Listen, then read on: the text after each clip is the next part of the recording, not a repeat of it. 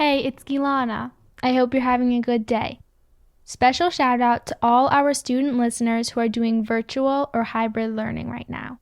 We got this. Anyway, COVID-19 has certainly been a ride for us students, juggling classes, homework, Zoom calls, virtual club meetings, college applications. This mini-series, we've been sharing stories about how the pandemic has affected school life. But it's also important to acknowledge that the pandemic has had a big impact on family matters outside of school. For our final episode, we hear from Dajae Gittins, who you met in the intro to episode 1. Dajae shares with us the stresses and worries of not being able to visit her grandmother during this time. It's a moving story that will stay with you for a while. Here's Dajae.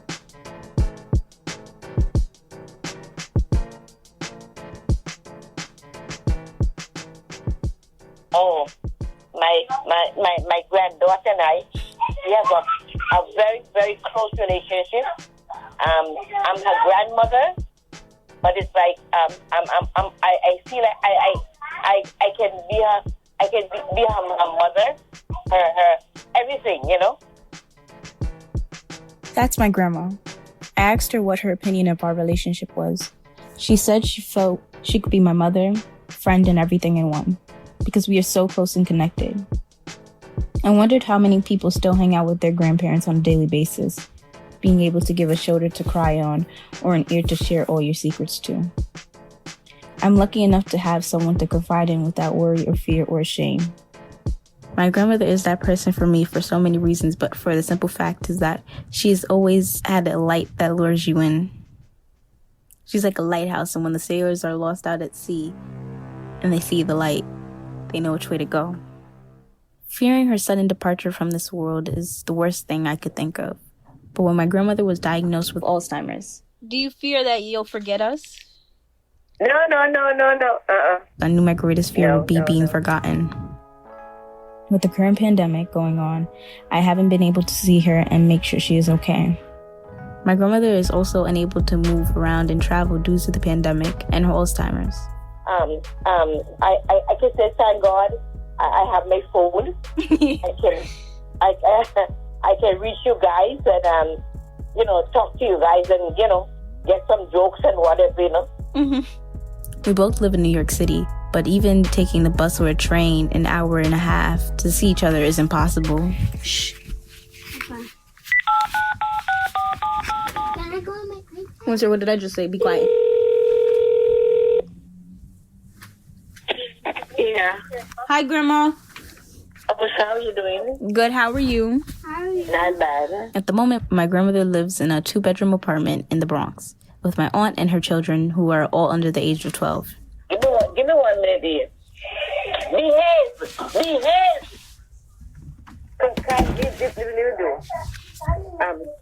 Sorry. It's hectic and stressful, which causes her to be unable to manage watching and helping out, with her being tired constantly from appointments or just being plain out tired from everyday life. According to the Alzheimer's Association, Alzheimer's disease, also known as senile dementia, is a progressive disease that destroys memory and other important mental functions. Stages of Alzheimer's: Stage 1, normal. Stage 2, normal age forgetfulness. Stage 3, mild cognitive impairment. Neurons that were once healthy in the brain soon stop functioning, lose connections with other neurons, and die. Stage 6, moderately severe Alzheimer's disease. And Stage 7, severe Alzheimer's disease. You may be wondering what all this scientific jumble means. From my grandmother's perspective, she was pushed into this world of confusion and anticipation. It was like she was on a runaway train, unable to get off even if she wanted to. Everyone shows different sides of Alzheimer's, such as cognitive mental decline, difficulty thinking and understanding, behavioral aggression, agitation, and deteriorated self-care. For my grandmother, although she had mood swings and forgetfulness, she showed signs of depression more than anything else. I felt very, very, very sick and depressed because I realized that my mother is no longer with me, and it was very depressing for me. My grandmother's mother, who was my great-grandmother, passed away June 16th, 2017. Around the same time my grandmother was diagnosed, her doctor recommended that with her Alzheimer's, she should write down all her feelings due to the loss of her mother, isolation from her sisters, and depression from feeling alone. It really bothered me, you know. So I said, what did I do to them, you know? And I just stopped worrying about it, you know, and just thanking the Lord that, you know, I know people and I can get around myself, you know. Mm-hmm. Yeah. You don't need them. You got us, Grandma. Exactly. My grandmother's doctor says she's still in the early stage, but that doesn't mean it isn't severe. In my grandmother's case, it came on all of a sudden, like she was being pushed into a wall. Her doctor informed us that her Alzheimer's is very aggressive due to the trauma along with the fact that she is a trait from her mother. Although there are days where she can recall what we ate at IHOP 2 years ago in North Carolina, there are days she doesn't remember some of her longtime friends. Mommy said one of your friends passed away the other day? Yeah. How are you okay? Where my friend is? Can you remind me? I remember there was a time during her diagnosis she told me something along the line, days are fleeting, just like feelings, along with people, but the memories of what we hold dear we could make last for eternity. It must have been about 5 years ago when my mother moved back to New York from North Carolina. It was when my grandmother saw light in life before her life became darkness. The doctor said the passing of her mother could have been a trigger. Triggers are basically the reason or the thing that pushes your condition to worsen before you even knew you had it. The concept of triggers was always a looming question over my head and in the minds of my family due to the fact that there were days we wouldn't call because of our busy lives. What if it was us? What if we were the triggers too?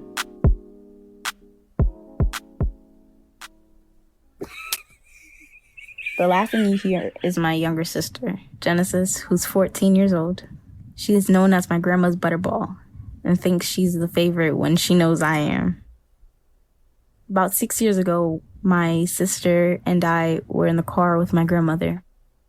We were driving to get my brother from his school, and even though we've been there more times than I could count, my grandma just couldn't find her way to his school, getting agitated with not only herself, but with my sister. Oh, it wasn't funny. It's funny to me now, but it wasn't funny to me before because I cried. Because when we was in the car, one time in North Carolina, right? Yeah. And I was making grandma so mad that she cursed. She was like, hell, or something like that. Looking back now, I wouldn't have thought anything about normal forgetfulness because I forgot what I ate all the time. When I think about it now, it wasn't normal forgetfulness. It makes me think, could we, or rather, I could have done better by her by paying closer attention? Because that could have been when it all began, with her showing so many different signs that we just couldn't see. Genesis has many instances when she can recall moments of the grandmother she knew when she was younger. But with the pandemic and the inability to see her as often as before, the grandmother she knows today is something of a stranger. My fear is, when people forget you forget. She gonna forget me, and then when she die, I'm gonna go to a funeral with somebody that don't even remember me. What are you most afraid of? Being forgotten. This is Miracle, my younger cousin. She currently lives with my grandmother, my aunt, and her 2 younger siblings who are under the age of 12. Yeah. I love you, Aww. There are days even the people around my grandmother fear the pandemic will only continue to deteriorate her Alzheimer's. With many of her friends passing away due to old age and COVID-19, the family slowly drifting apart also due to COVID. I sometimes wonder if there were things we could have done better to have prevented the Alzheimer's. Do you think we could have done anything better? No. You all did very well, You treated me the same way, Yeah. And I think that's I got my composure back, you know? There were days I got angry because I knew I couldn't be there for every second of every day just to spend with her. My grandmother once said, I've called many cities, countries, states. Hell, I called anywhere I moved home to me, all to look for a part of me I didn't get to know. And every time I go, I know myself a little better. Places like North Carolina, St. Martin on both sides, Antigua, Virginia, Ohio, Canada, Curacao, all 5 boroughs of New York, so many more. Of course I would laugh, but never wonder whether I would have the guts to look for myself in a place I don't know. Today, thinking about the memories, I wonder, should I have asked, what did you forget? What part of you did you remember? Do you wish you could travel now? Some days are better than others when I call her. Some days I hear her starting to tear up. Some days she laughs and laughs. It terrifies me that one day she might pick up the phone and not recognize my voice. All because of some neurons that lost their connection. And I love you all, okay?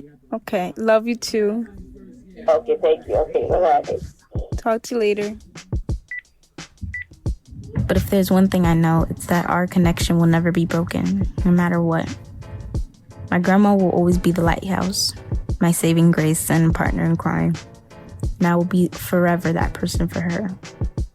No matter how far or how long we go without seeing or talking to each other, no disease nor pandemic can ever take away that bond we have.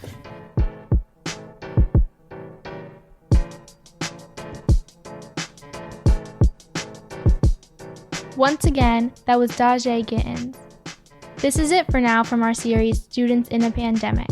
But as we speak, a new group of students is working on more episodes to bring your way soon. So stay tuned. Dajae wrote and reported the episode with editing and production support from Mira Gordon, Jayati Vora, and Taylor McGraw. The original music in this series is from students Joshua Sr. and Lenz Lewis. Miseducation is a program of The Bell in partnership with the Hechinger Report. Support comes from the Pinkerton Foundation, the Summerfield Foundation, and FJC. Make sure you're subscribed to Miseducation on your podcast app and follow us on Twitter and Instagram at MisEducationPod. My name is Gilana Steckel. Thank you so much for tuning in to Students in a Pandemic.